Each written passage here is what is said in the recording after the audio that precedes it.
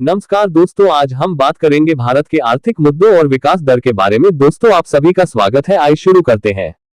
भारत की विकास दर पिछले कुछ वर्षों में तेजी से बढ़ी है। वर्ष 2020 में भारत की विकास दर 3.7% थी, जो कि वर्ष 2019 में 4.2% थी। हाँ, ये बात सत्य है कि वर्ष 2020 में गिरावट दर्ज की गई थी विकास दर में। इसका कारण कोविड हो सकता है। 2020 में कोविड महामारी दुनिया भर में फैली थी, इस वजह से कई देशों की विकास दर में गिरावट देखी गई थी।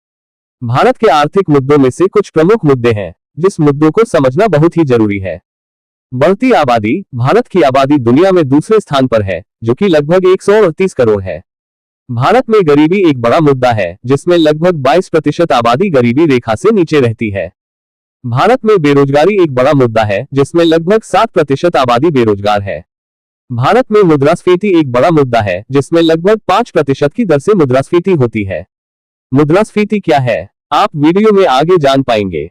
अब हम इस वीडियो में भारत की तुलना दुनिया के दूसरे देशों से करने जा रहे हैं, तो आइए जानते हैं दुनिया हमसे कितनी आगे है और हम दुनिया से कितने पीछे हैं।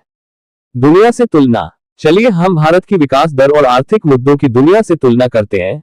यह आंकड़े लगभग हर 5 साल में जारी किए जाते हैं, तो अब हम 2020 के आंकड़ों से तुलना करते हैं। विकास दर की तुलना। विकास दर 2020। भारत 3.7%, चीन 6.1%, अमेरिका 2.3%, जर्मनी 1.2%, जापान 1.1%। भारत की अर्थव्यवस्था दुनिया की सबसे तेजी से बढ़ती अर्थव्यवस्थाओं में से एक है। यहाँ कुछ तथ्य और तुलना है जो भारत की अर्थव्यवस्था को दुनिया के अन्य देशों के साथ तुलना करती है। जीडीपी तुलना। भारत की जीडीपी लगभग $3.73 ट्रिलियन है, जो दुनिया की 5वीं सबसे बड़ी अर्थव्यवस्था है। यहाँ कुछ अन्य देशों की जीडीपी की तुलना है। अमेरिका $22.67 ट्रिलियन, चीन $16.14 trillion, Japan $5.15 trillion, Germany $4.24 trillion, Bharat $3.73 trillion. आर्थिक विकास दर। भारत की आर्थिक विकास दर लगभग 6.3% है, जो दुनिया की सबसे तेजी से बढ़ती अर्थव्यवस्थाओं में से एक है। यहाँ कुछ अन्य देशों की आर्थिक विकास दर की तुलना है। चीन 6.1%, अमेरिका 2.3%, जापान 1.4%, जर्मनी 1.2%, भारत 6.3%। उद्योग और सेवा क्षेत्र। भारत का उद्योग और सेवा क्षेत्र देश की अर्थव्यवस्था में एक महत्वपूर्ण योगदान करता है। यहाँ कुछ तथ्य हैं। भारत का आईटी उद्योग दुनिया का सबसे बड़ा आईटी उद्योग है, जो देश की अर्थव्यवस्था में लगभग 10% का योगदान करता है। भारत का कपड़ा उद्योग दुनिया का दूसरा सबसे बड़ा कपड़ा उद्योग है, जो देश की अर्थव्यवस्था में लगभग 5% का योगदान करता है। भारत का सेवा क्षेत्र देश की अर्थव्यवस्था में लगभग 7% का योगदान करता है, जो दुनिया में सबसे अधिक है। हालांकि भारत की अर्थव्यवस्था को कई चुनौतियों का सामना करना पड़ता है, जिनमें से कुछ है। गरीबी। भारत में लगभग 22% आबादी गरीबी के नीचे रहती है।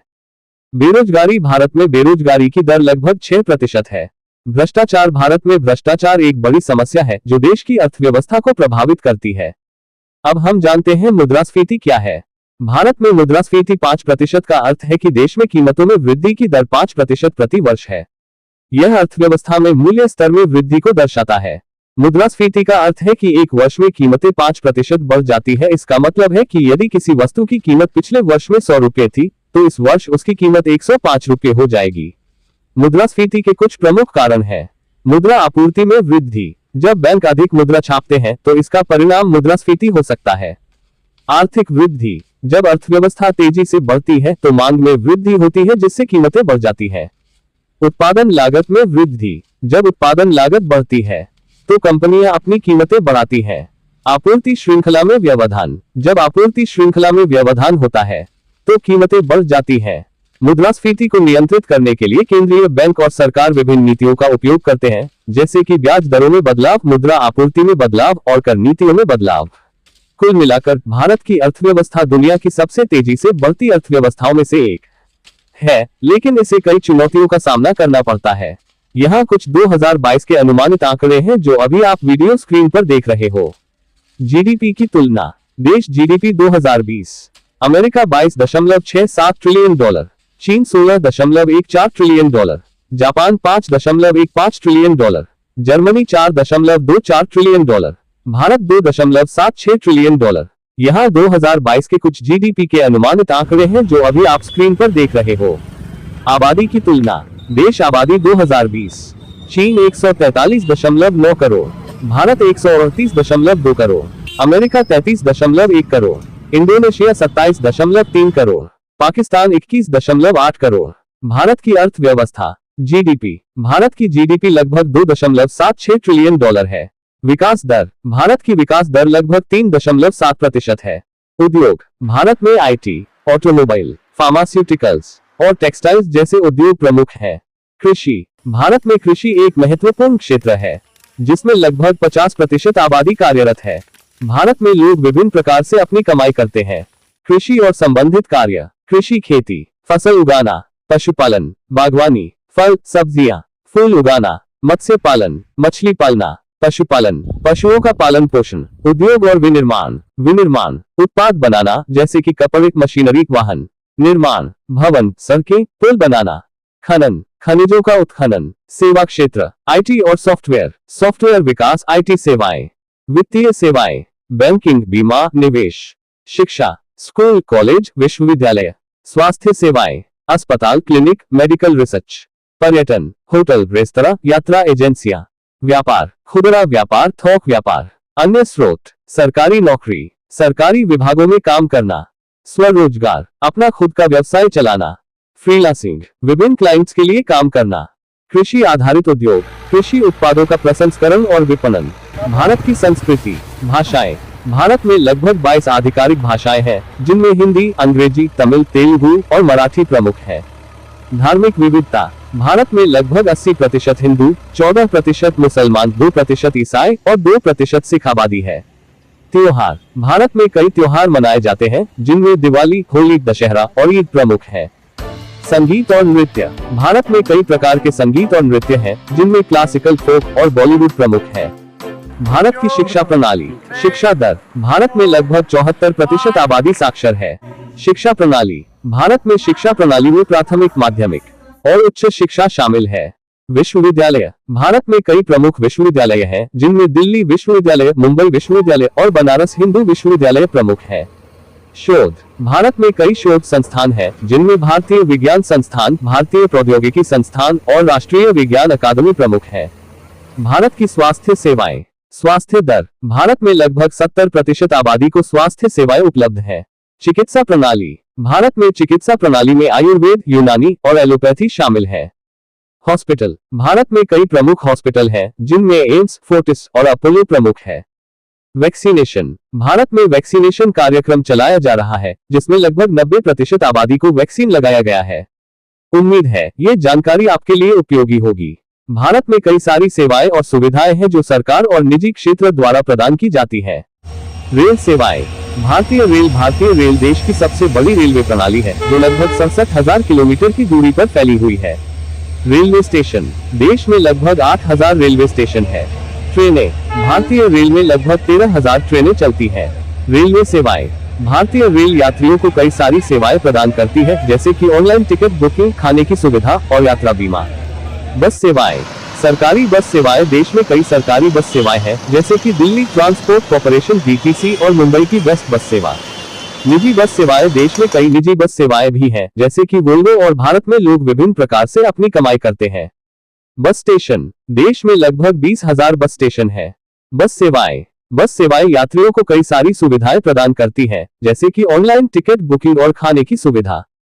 बिजली विभाग सेवाएं। बिजली वितरण कंपनियां। देश में कई बिजली वितरण कंपनियां हैं, जैसे कि टाटा पावर और रिलायंस एनर्जी।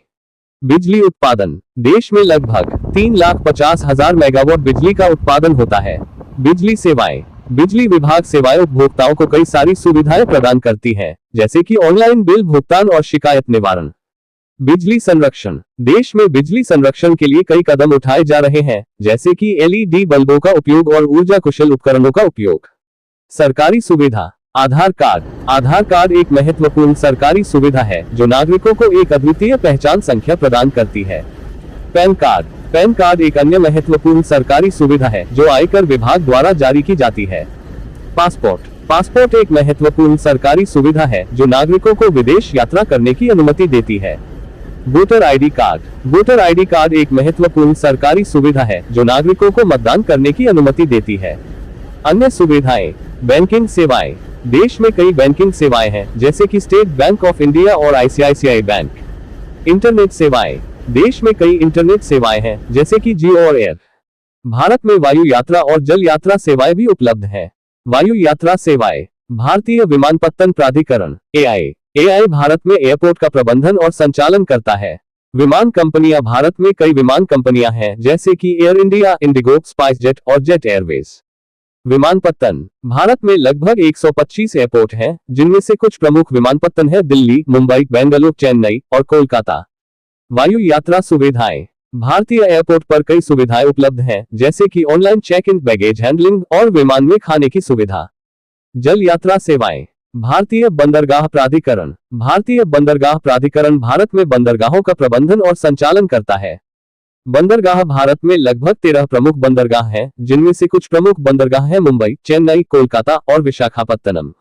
जल यात्रा सुविधाएं। भारतीय बंदरगाहों पर कई सुविधाएं उपलब्ध हैं, जैसे कि online ticket booking, baggage handling और जहाज में खाने की सुविधा। समुद्री यात्रा। भारत में समुद्री यात्रा के लिए कई विकल्प हैं, जैसे कि क्रूज जहाज, फेरी सेवाएं और मछली पकड़ने की नावें। समुद्र से आगमन। भारतीय तटरक्षक बल। भारतीय तटरक्षक बल भारत के तटों की सुरक्षा और संरक्षण करता है। समुद्री सुरक्षा। भारतीय तटरक्षक बल समुद्री सुरक्षा के लिए कई सुविधाएं प्रदान करता है, जैसे कि समुद्री यात्रियों की सुरक्षा, समुद्री दुर्घटनाओं की रोकथाम और समुद्री अपराधों की रोकथाम। समुद्री यात्रा के नियम। भारत में समुद्री यात्रा के लिए कई नियम हैं, जैसे कि समुद्री यात्रियों को अपने साथ आवश्यक दस्तावेज ले जाने की आवश्यकता, समुद्री यात्रा के दौरान सुरक्षा उपकरणों का उपयोग करना और समुद्री यात्रा के दौरान पर्यावरण की सुरक्षा करना। भारत की आंतरिक और बाहरी सुरक्षा के बारे में निम्नलिखित चार्ट में जानकारी दी गई है। आंतरिक सुरक्षा। पुलिस बल। राज्यों और केंद्र शासित प्रदेशों में कानून और व्यवस्था बनाए रखने के लिए। Central Reserve Police Force CRPF. आंतरिक सुरक्षा और कानून व्यवस्था बनाए रखने के लिए। Border Security Force BSF. Bharat की सीमाओं की सुरक्षा करने के लिए। National Security Guard NSG. विशेष सुरक्षा कार्यों के लिए। Intelligence Bureau IB. आंतरिक सुरक्षा संबंधी खुफिया जानकारी इकट्ठा करने के लिए। बाहरी सुरक्षा। भारतीय सेना। भारत की सीमाओं की सुरक्षा और युद्ध में देश की रक्षा करने के लिए। भारतीय वायुसेना। हवाई सुरक्षा और युद्ध में देश की रक्षा करने के लिए। भारतीय नौसेना। समुद्री सुरक्षा और युद्ध में देश की रक्षा करने के लिए। Defence intelligence agency DIA. बाहरी सुरक्षा संबंधी खुफिया जानकारी इकट्ठा करने के लिए। National technical research organisation NTRO. बाहरी सुरक्षा संबंधी तकनीकी खुफिया जानकारी इकट्ठा करने के लिए। तो दोस्तों, ये जानकारी आपको कैसी लगी? जानकारी अच्छी लगी है तो आप वीडियो को लाइक कर ले और मेरे चैनल को सब्सक्राइब कर ले। और यह वीडियो देखने के लिए आप सभी मित्रों का बहुत बहुत धन्यवाद।